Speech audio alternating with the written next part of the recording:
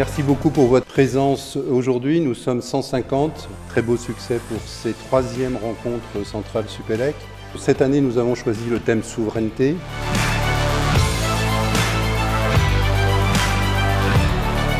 On est à la fin de la mondialisation heureuse qu'on a connue sur les 30 dernières années, que maintenant on revient dans un monde normal, beaucoup plus de confrontation et qui donc change la donne et invite à introduire ce sujet de souveraineté. Il faut penser Europe avant de penser marché national, c'est vrai. Oui pour la souveraineté européenne, mais il faut garder en tête cette notion de souveraineté nationale. La souveraineté, c'est la liberté de choix, la liberté de décision, la liberté d'action. Pour moi, c'est d'abord le pouvoir suprême des États et des nations, mais aussi la capacité aussi d'imposer ses points de vue au niveau international. Chaque nation ne va pas pouvoir se payer chacune ses différentes constellations d'observation ou de télécom et ainsi de suite. Et là, il va falloir accepter de le faire entre Européens. Le président de la République a dit en 2022 que l'espace est la souveraineté des souverainetés. Ça, c'est des mots qui sont intéressants et qui font plaisir à entendre sur l'Union spatiale. Mais le chemin pour y arriver va être extrêmement complexe.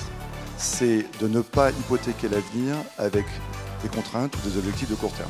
Pour moi, c'est ça la souveraineté. Cette souveraineté énergétique va aussi dans le sens de la transition énergétique et de la transition climatique.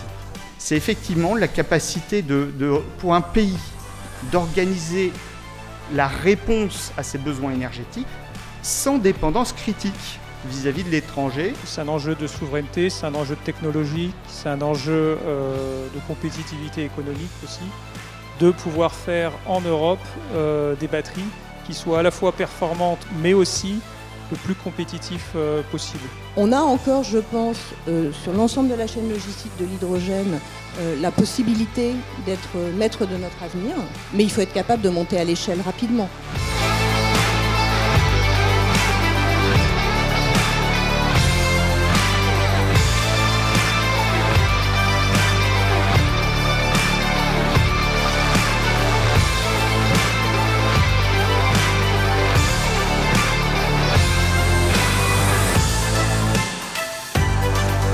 L'objectif de cette conférence va être de parcourir en fait la chaîne de valeur de notre secteur et de montrer effectivement quel est le niveau de souveraineté que nous avons et que nous souhaiterions avoir.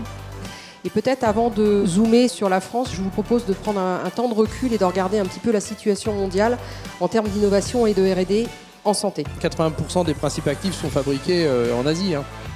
Il faut qu'on arrive à amener une valeur ajoutée nouvelle. Si l'Europe se construit sur du médicament plus vert, eh bien derrière, est-ce que la France peut devenir un champion ? Et la réponse est oui. Ce qu'on souhaite faire, c'est être au centre de l'écosystème européen pour récupérer les bonnes pratiques, pour co-développer des briques logicielles, pour bénéficier des meilleures méthodologies, des meilleurs experts et contribuer à finalement ce qui va alimenter demain nos startups et nos instituts de recherche.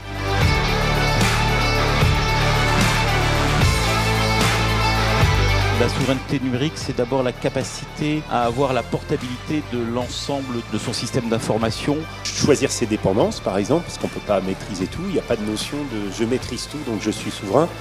Dans un monde interconnecté, complexe comme aujourd'hui. La souveraineté, c'est être plein puissant sur son territoire. Sauf que sur le numérique, la notion de territoire, elle est complexe, elle est extrêmement large.